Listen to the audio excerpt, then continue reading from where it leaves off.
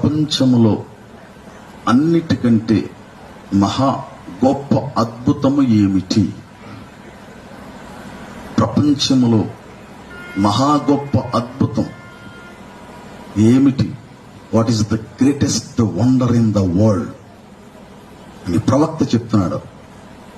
ఏమిటంటే ప్రవక్త అంటున్నాడు ఏంటంటే, ఆయన వాక్యమును విని దాని ప్రకారంగా జీవించటమే ప్రపంచంలో గొప్ప అద్భుతం అంట.